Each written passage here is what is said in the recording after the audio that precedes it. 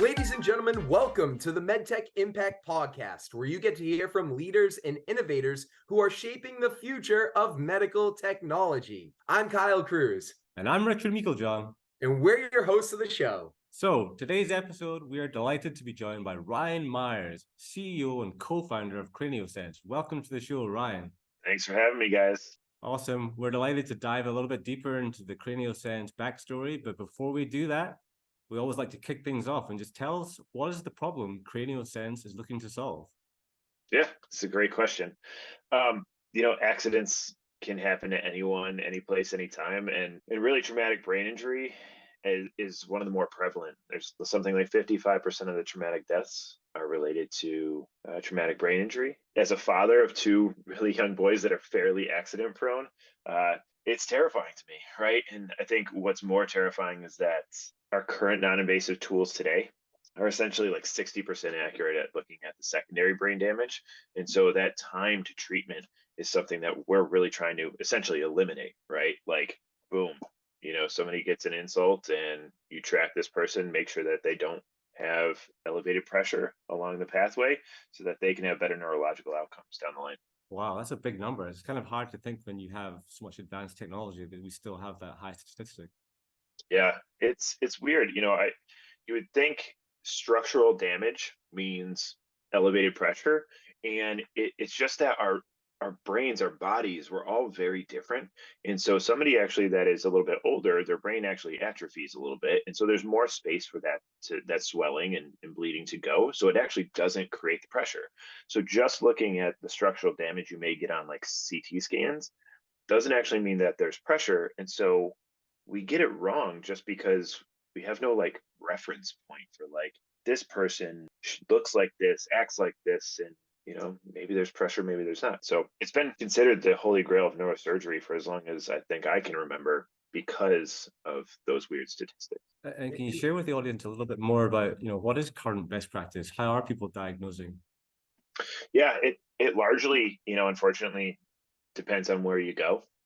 And I think that's a little bit more terrifying. Like trauma accidents, they really just happen. If you get a diagnosis for cancer, you can fly to Dana-Farber, right? Like the next day, you just be like, all right, well, let's go see the best cancer, doctors in the world, right? If you have a traumatic brain injury in the middle of nowhere, you're going probably to the closest hospital. And then if not, you're getting flown, hopefully, to the best closest hospital.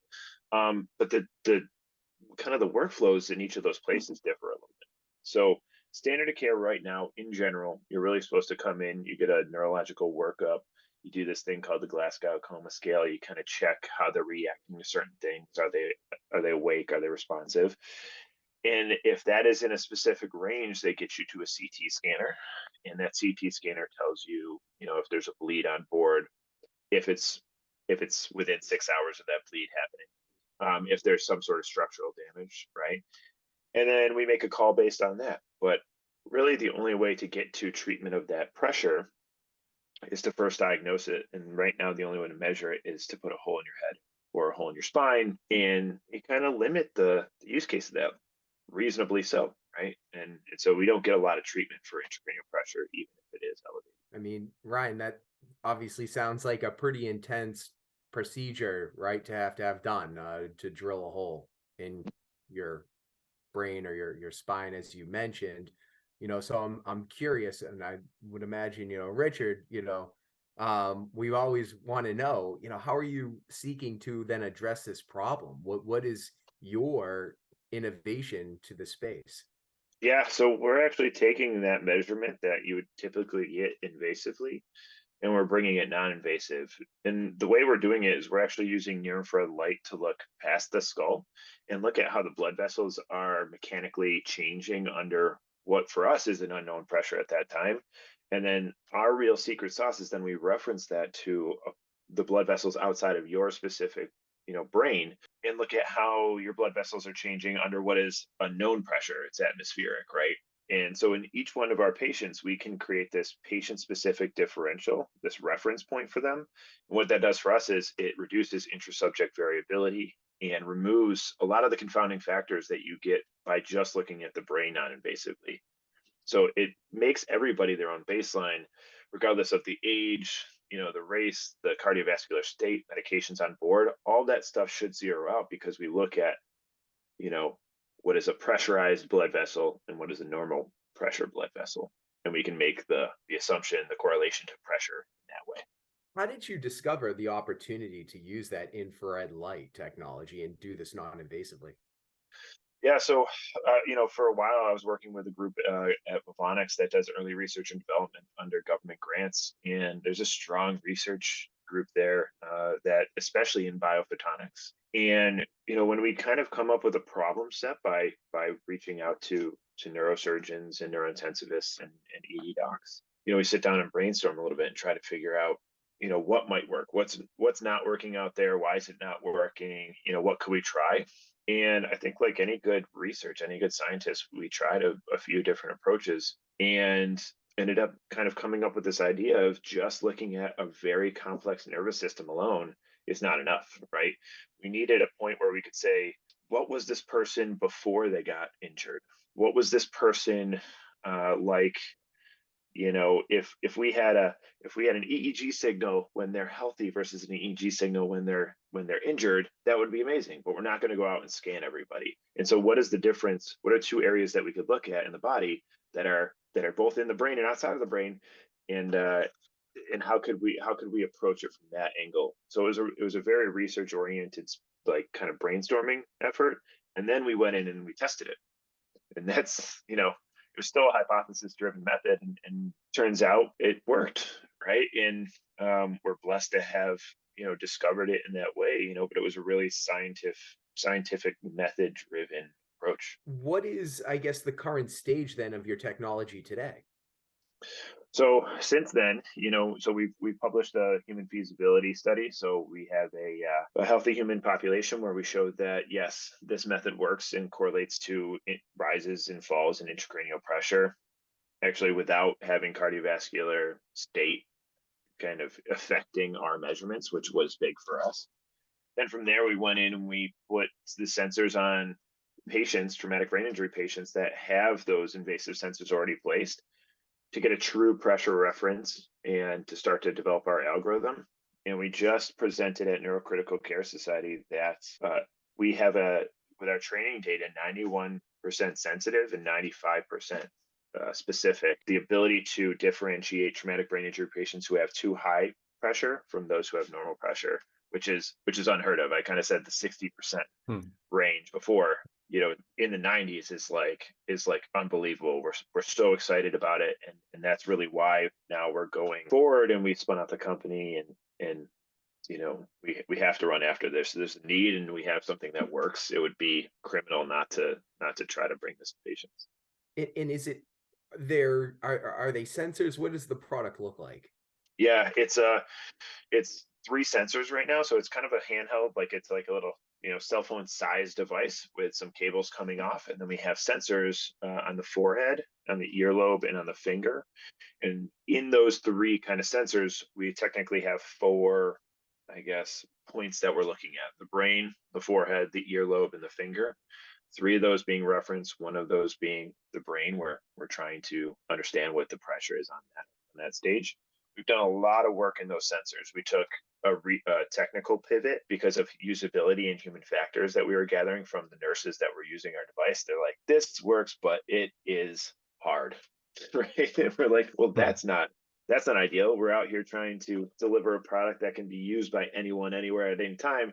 And you're telling us the best nurses in the world can't use it. Like, that's not good. So we took a step back and we rethought kind of just the whole human factors behind it, and came out, and now they love it. And I don't think we would have had that opportunity had we not had the collaborators that we have.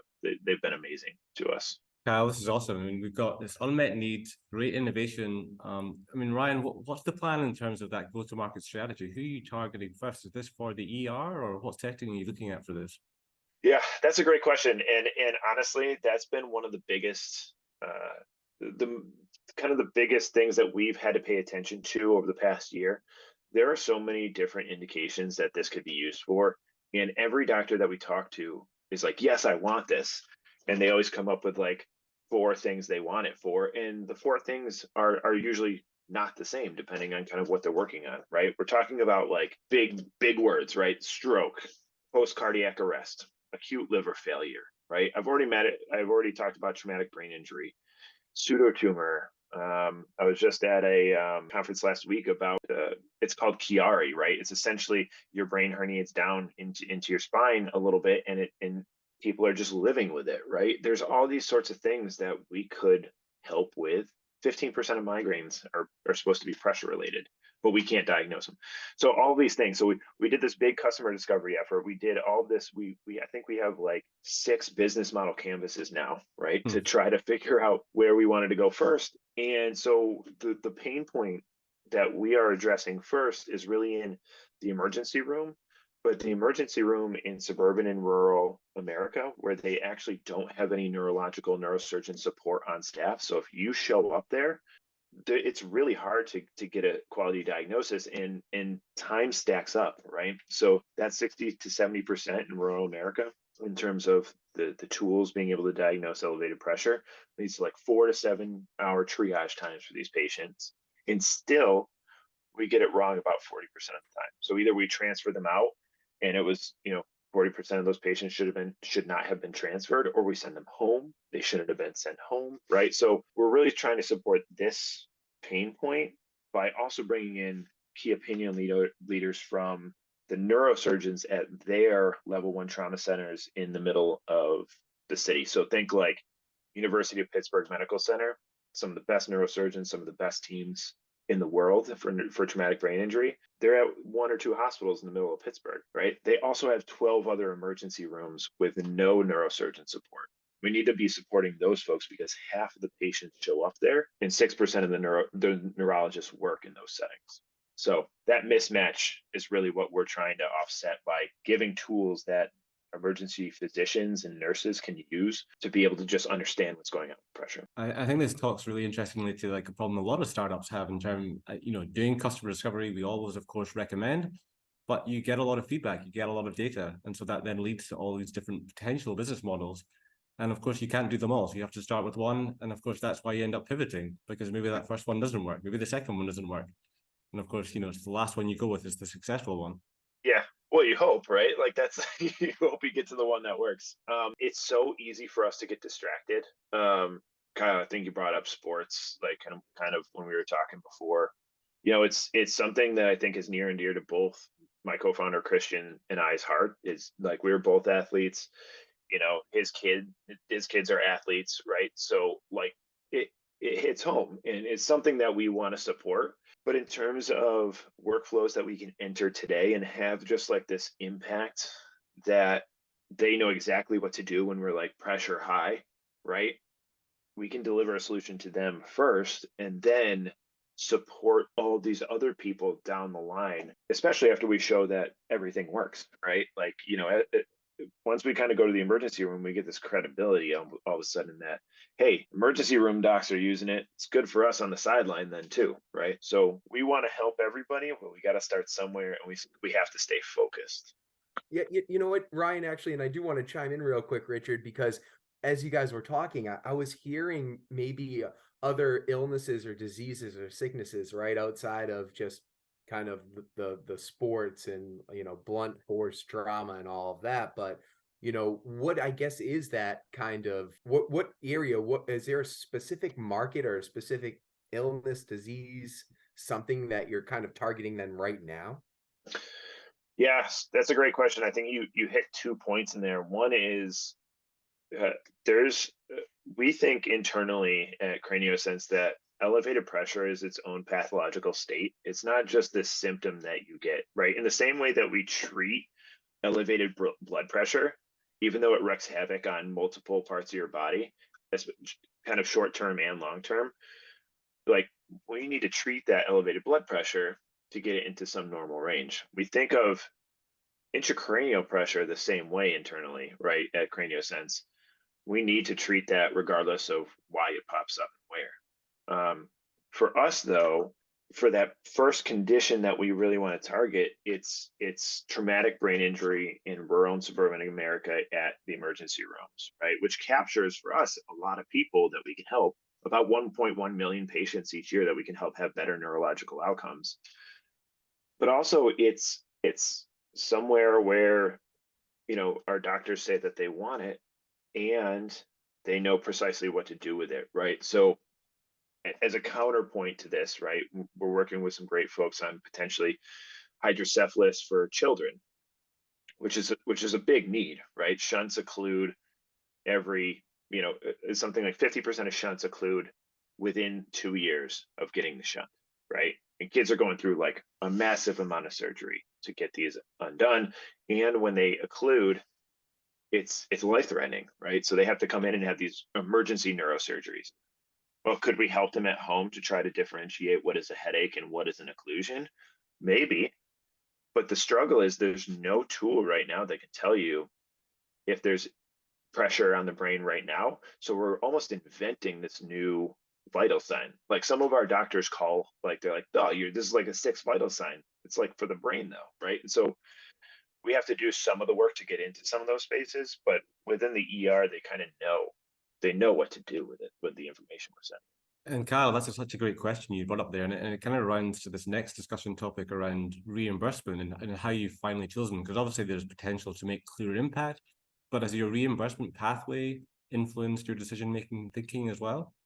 It has, and you know, reimbursement for any medical device is a fun hurdle.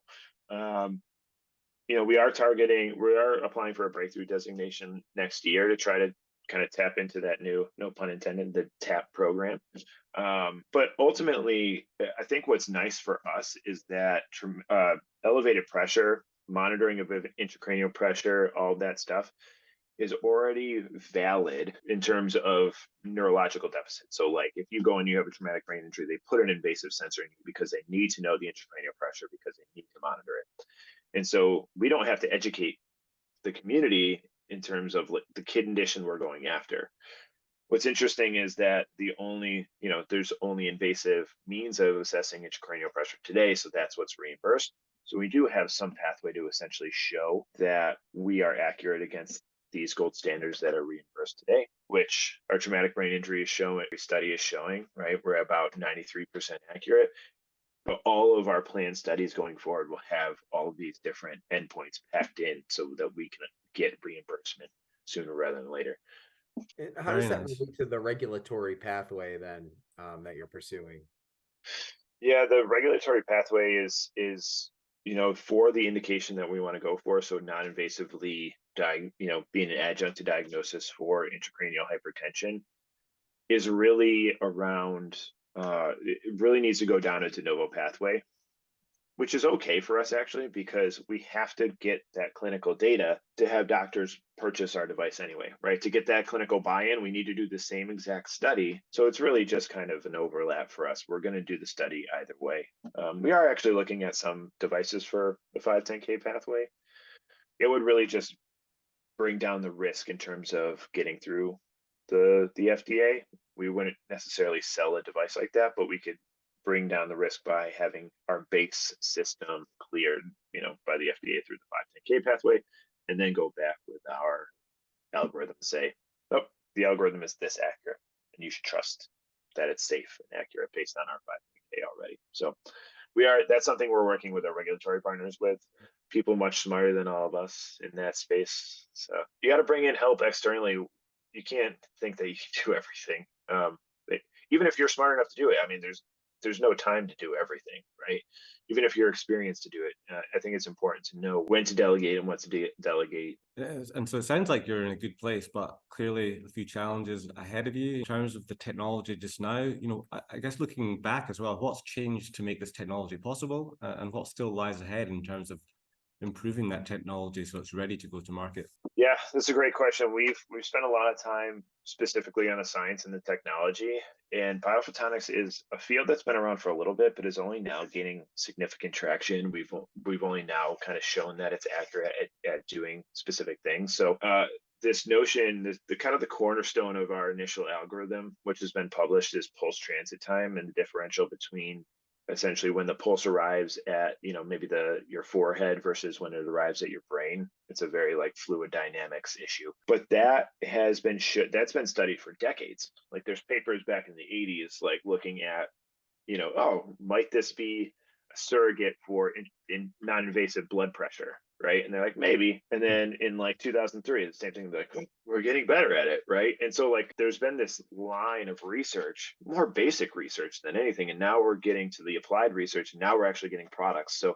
this company just put out in 2022, they got the first device out for non-invasive cuffless blood pressure monitoring using PTT as the bedrock, right? And so now we're starting to see these functionalized devices come out, which is great, right? Because we haven't seen that, right? The pulse ox was kind of the only thing we had before. Now we have brain oximetry as well, which is crazy. So so that's really been some of the catalysts for us, and we have taken it now a step further and said, okay, well, PTT is nice, but it needs a calibration point. So that non-invasive blood pressure monitor needs a calibration. We actually use just the differential between the two. So we don't care kind of what the underlying kind of DC static is. So we actually just look at the difference between the two now. And so we use two, data points, and that allows us to not need calibration. So that's like the next level in biophotonics for us, is really bringing that to market.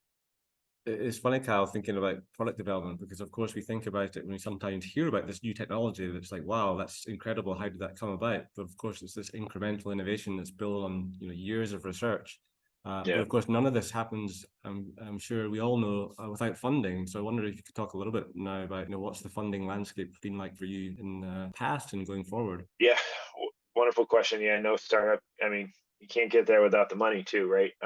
We've done a lot of research under the very gracious checkbook of the Department of Defense, right? Traumatic brain injury is a huge problem, especially in the past, over the past 2 decades, right? Improvised explosive devices and things like that, concussive blasts, and so we didn't have a real great way of monitoring, and I'm not sure that we still do yet until CranioSense comes out in 2026. And so, of doing that on the front line, like in the middle of nowhere, we had still these CT scanners and things like that you could put in hospitals, but, we didn't have anything for austere medicine. And so the Department of Defense realized this, and they've very graciously put a lot of money into early research and development to try to understand what could be possible. And we are a product of what now is possible. Right, one of the research projects that we've been able to show works. So that's the bulk of our funding so far. We do have some more recent applications into the NIH, and we're going to put applications into the NSF because of how groundbreaking this will be. But to this point, it's all been DoD, and now because we haven't talked about too much about customer discovery and everything like that, kind of the results of our customer discovery, but we got this immense kind of, every time we would go out there, be like, yep. Like I have a slide in our slide deck that says 95% of the doctors that we talk to, or the nurses, the PAs, they're all like, yes, I would buy this, right? Which is crazy when you think about it. Usually you get you're like, yeah, some people, like everybody found a reason they wanted it, right? And it might be a different reason, but everybody wanted this. And so my co-founder and I listened to that, and then we got this great data coming out. And so again, we had to, it was in us to not do this, right? We had to do this. So, now we're raising a seed fund, or a seed round, not a fund. That's an entirely different endeavor, but we're raising a seed round to really now bring down the outstanding risk that we didn't address with the grants, which is going after another gold standard study, which is a lumbar puncture study. So we're really trying to hit all of the gold standards along the way and show that we're still accurate in a population that maybe isn't as severe as in the ICU, with another gold standard, which is a little bit tamer of a protocol, and just show that the accuracy still holds, right? And then also do some regulatory work, Kyle, right? Regulatory reimbursement, and then get to what is our MVP prototype. So really merging the two prototypes that we have today, our handheld and our clinical prototype, and that'll really set us up well to hit execution towards market once we go to Yeah. the series. No, that Ryan, that's awesome, man. And I mean, Richard, just going back even before Ryan's comments and remarks here, but yeah, the development side of this, right? So important. Getting the buy-in, Ryan, that you were saying from the doctors, and that 95% kind of, acceptance or interest, right, that these doctors have in your product, and how that, is obviously supporting your case, building a case, attracting investors, and now you're talking about, your prototype right now, where you're at with that. So, curious, just can you maybe delve a bit deeper into the prototype, where that's at today? And, you've mentioned your seed round. I guess, what are those key future milestones from a product and seed round standpoint? What do those look like over the next 6 to 18 months? Yeah, great question. Yeah, the milestones or the activities that I was just talking about, those are really the short-term horizon for us, right? The 12-month right mark, where we really want to get to a point where everything that we do after this, this next 12 months is execution. We've taken a lot of the science out of it already because thanks to the grants that we've had. We want to take the rest of the clinical adoption risk. So how accurate are we? Right, we want to take that out. We want to get to an MVP for the for our prototype, such that then the rest is simply engineering and human factors, right? Just going out and making sure it all works well and in the right places, but no kind of major technical leaps that might trip up the process. So our current prototypes are our clinical prototype. We're using it in 8 sites now across the US. It really just is, it looks like an ICU style device. We've been using it forever. The sensors are really mature, and we'll probably still carry that along to do research and development. And then we have a handheld device that we developed to try to get user feedback, understanding of how to interact with the environments that we're going into. And so now all those lessons learned, we're merging together, and we'll put it into our handheld MVP style prototype. And are there, oh, actually, you know what? I'd like you to maybe talk more about the clinical sites that you just mentioned. Where do you stand with those sites, and what are those? Are these like some clinical trials and studies that are actively being done today? Can I just add one thing to that as well? I mean, just telling the group as well, like, how does that come about? I'm sure for other people who haven't done this before, just even backpedaling a little bit more to go and delve into Kyle's questions as well. Yeah, so I'm gonna have to plead the fifth a little bit on who we're with, because there's contracts with everybody, and I don't want to like step in some sticky wicket over here. But there are major sites that deal with traumatic brain injury. So the majority of them are kind of level 1 trauma centers, right? Because they get the patients, and they're the only ones that can put in the invasive sensors. Honestly, a lot of the how do you find them is being where they are and talking to them, right? I've gone to, it's kind of the same way I think you might meet anybody, right? It's sales in some form of it. You're trying to meet the people that you want to do the studies with.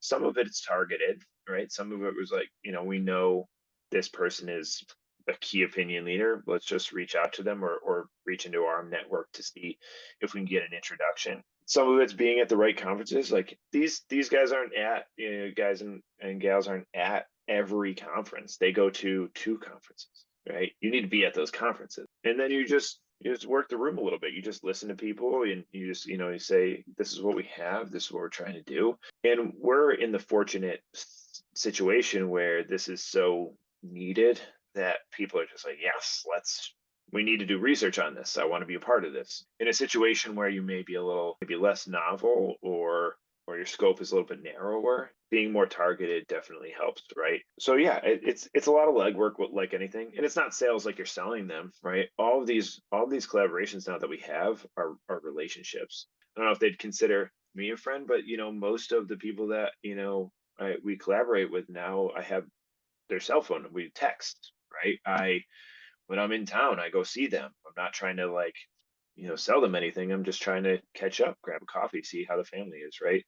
So I think it's 1 is meeting them, and then 2 is treating them the right way, right? And it all that stuff works out if you just have the relationship, I guess. Yeah, I think that talks to, your approach and your mentality to being a good founder. You know, you are ultimately building relationships, and you do a great job at it. And I'm sure otherwise there's a myriad of things to be done. And I know you've mentioned your co-founder, and yeah, I wonder if you could talk a little bit more about who else is involved in the company. Yeah, great question. So my co-founder, Christian, we've been working together for about 6 years now on this tech and other neurotech together. He's come from started at a big business, the big business world, the big med tech world. So he was at Boston Scientific and J&J, and pulled him over to the dark side of startups. Not me specifically, but he got into a startup as the third person in to run their operations at kind of a Series A level, and then or the research and development, I think, at that one. And then we recruited him into Vivonics. From there we just established a relationship. He's very much the complement to everything that I am and I'm not, right? So we work really well together. Again, we're friends outside of working together. I don't think you can really just be okay. Like you can't just be neutral with your co-founder, right? You need to enjoy it, because we've shared hotel rooms, right? We've been on long drives, we've been sleepless. Well, I don't know if we've not been sleepless, actually. So you'll always be sleepless, even if you have a co-founder. So yeah, you really have to like that person. And I know plenty of single founders that have tried to find co-founders, and if you can't find one, it's because you haven't found that match, and you shouldn't try to force it, right? Because having the wrong founder along beside you is probably the worst case scenario. That is not going to get the product over the finish line. I don't care what their skill set is. So that's, it's the two of us right now. We do have our third employee earmarked, somebody that we've been working with for a while. And so when we get our seed round closed, then we're going to bring them on. And then right now it's a lot of external partners, some of which we do intend to kind of bring internal. Our core competencies, certainly we want to bring internal, but ultimately, I think we'll have this network of great external partners long term, because you don't need everything always, right? So you don't need the things we need today, we're not going to need probably 2 years from now, right? So you want to be able to move efficiently towards market as well. So. And Kyle, what I love about these conversations is, as much as we're discovering the future of medical technology, we get so many great insights from Ryan about what it takes to build that technology as well. Oh, absolutely. Yeah, no. And I just love too about Ryan, your approach to building relationships, right? I mean, you build these relationships with your doctors in these hospitals, and you build these relationships with your employees and your team. And it sounds like, one thing that we're always interested is, how you go about finding the right talent and the right people to work with. And you can tell you spend the time up front to really understand what they're all about, what makes them tick. Because yeah, it might be great to get someone really bright and intelligent, all that, but if you're not vibing, if you guys really, because you're going to spend so much time together, Yeah. so it sounds like same with your customers, you're going to spend so much time together, you want to enjoy each other's company at the end of the day.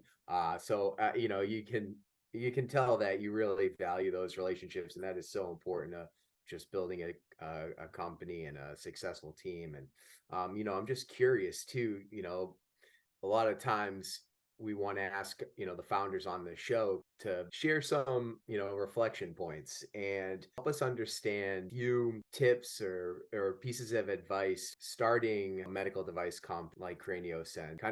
Kind of what goes into that, especially for other aspiring, entrepreneurs out there and people that want to develop medical technologies. I mean, are there any tips that you might recommend? Yeah, I think, there's a few, and Kyle, I think you and I talked about this a little bit, actually this week, and it's been a common thread throughout this. So I'll just hit like a few different points. I mean, you said it. I think relationships are huge. There's so many ways that a startup or a business in general can fail, and I think one of the higher ones is somehow having a co-founder or breakdown internally, culturally, and things like that, right? It's so hard to do it in general that you need to make sure that everybody's just sledding in the right direction, right? The same exact direction. And if they're not, that doesn't mean that they're bad. It just means that they're in their point in their life, they're looking for something different. I've had collaborators that are looking for something different. we just had the frank conversation of like, we'll work together maybe in the future on something else. Like it's not that big of a deal. We're trying to do this, you're trying to do that. It's totally fine. People that you hire, people that you just see at every conference, right? I think the relationship thing is important because you need everybody, you need this momentum together to get you there. So I spent a lot of time with that. And then being introspective, but then also intentional, right? And so what that means to me is essentially, you have the hard work for anybody is, if you're not a hard worker, you're not gonna do a start. You may not do a startup, and if you do the startup, then you're not going to be successful at the startup. Like there's no passive work, so you're going to have the hard work packed in, but like directing that hard work to the right thing at the right time is so important, and not getting bogged down by everything that's flying at you. Not getting distracted by the shiny thing in the corner, right? And so I really do think you have to take a step back and be introspective throughout the entire process. So my co-founder, Chris, set up, we have a meeting every Monday. We have 2-week sprints. Those are the things we're getting done over those 2 weeks. We have a slot for some important thing that comes in that week, and we can fit it into that slot. But otherwise, we got to cut it off, right? So taking a step back, being just directing your hard work at the right spot, you have to. Otherwise, you're just going to be spinning your wheels. So yeah, gotta be laser focused there, It's Oh yeah, great points. So really great advice. I mean, we've covered all aspects from the product market fit to the business model fit, and then what you're talking importantly about there is the cultural fit of your team, finding the right people, building the right relationships. So I love the approach you're taking. I'd like, as we close out, to sort of think about the future of CranioSense, and for you, what's the big vision? Where would you like to see the technology in 5 to 10 years time? Yeah, I want to see it everywhere.